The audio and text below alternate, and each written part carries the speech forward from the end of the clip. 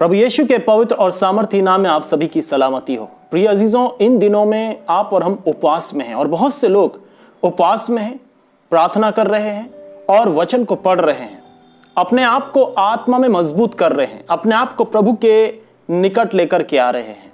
प्रिय अजीजों, भजनकार दाऊद ने अपने पहले भजन में इस प्रकार से कहा है, क्या ही धन्य है वो पुरुष जो दुष्टों की युक्ति पर नहीं चलता है और ना पापियों के मार्ग में खड़ा होता और ना ठट्ठा करने वालों की मंडली में बैठता है, परंतु वो तो यहोवा की व्यवस्था से प्रसन्न रहता है और उसकी व्यवस्था पर रात दिन ध्यान करता रहता है। प्रियो, ये भजनकार दाऊद ने अपने पहले भजन में बोला है कि वो मनुष्य क्या ही धन्य है जो दुष्टों की युक्ति पर नहीं चलता है, ना वो पापियों के मार्ग में खड़ा होता है और ना वो ठट्ठा करने वालों की मंडली में बैठता है। प्रियो, जब आप और हम उपवास में हैं, जब आप और हम प्रार्थना में हैं, जब आप और हम वचन का अध्ययन कर रहे हैं, वचन को पढ़ रहे हैं, जो जीवन रूपी भोजन है, जो जीवन का जल है, जो जीवन की रोटी है, जो स्वयं प्रभु परमेश्वर हमारे उद्धारकर्ता वचन के रूप में है, तो प्रियो, ये आपको और हमको ध्यान देना है कि आप और हम कैसी चाल चल रहे हैं। बाइबल कहती है कि निर्बुद्धियों की चाल नहीं परंतु बुद्धिमानों की सी चाल चलो, ध्यान से देखो कैसी चाल चलते हो। प्रियो, कहीं आप और हम उपवास रखते रखते हुए, कहीं आप और हम वचन को पढ़ते हुए, कहीं आप और हम प्रार्थना में होते हुए भी कहीं ऐसा तो नहीं है कि हम दुष्टों की युक्ति पर हैं और हम चल रहे हैं।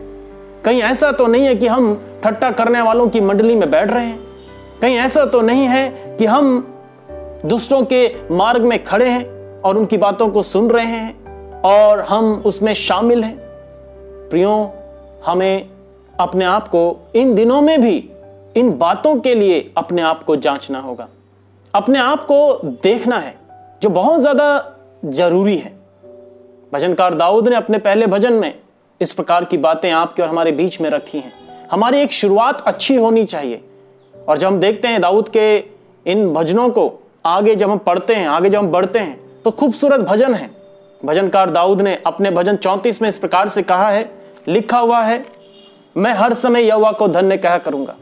मुझे दुष्टों की युक्ति पर नहीं चलना, मुझे पापियों के मार्ग में खड़ा नहीं होना, मुझे ठट्ठा करने वालों की मंडली में नहीं बैठना है, परंतु मैं हर समय यहोवा को धन्य कहना चाहता हूं। मैं यहोवा को धन्य कहा करूंगा। भजन 34 में दाऊद ने इस प्रकार से लिखा है। और यह उस वक्त की बात है जब दाऊद की दशा दयनीय थी, जब दाऊद अबीमेलेक के पास में उसके साथ में था और उसकी दशा पागल सी हो गई थी और वो अबीमेलेक के सामने से चला गया था और उस समय उसने कहा कि मैं यहोवा को धन्य कहा करूंगा, मैं किसी व्यक्ति विशेष को नहीं। मनुष्य पे भरोसा रखना बेवकूफी है, मैं यहोवा को धन्य कहा करूंगा। और दाऊद ने कहा है, हाय है उस व्यक्ति पर जो मनुष्यों पर भरोसा रखता है। दाऊद ने कहा, मैं यहोवा को धन्य कहा करूंगा, उसकी स्तुति निरंतर मेरे मुख से होती रहेगी, मैं यहोवा पर घमंड करूंगा। नम्र लोग ये सुनकर आनंदित होंगे।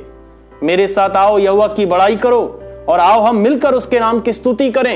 ये कितनी भली बात है।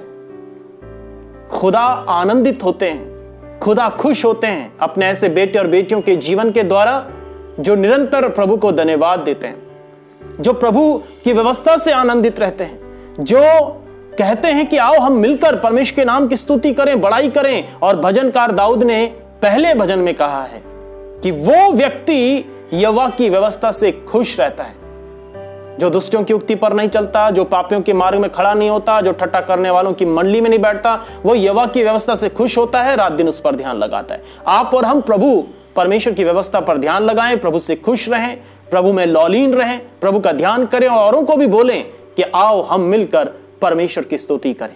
प्रभु परमेश्वर इन वचनों के द्वारा आप सभी को आशीष दें। ये उपवास जो हम लोग रख रहे हैं, जो हम प्रार्थना कर रहे हैं, जो वचन हम अध्ययन कर रहे हैं, ये हम सभी के लिए मुबारक हो। आप सभी को जय मसीह की।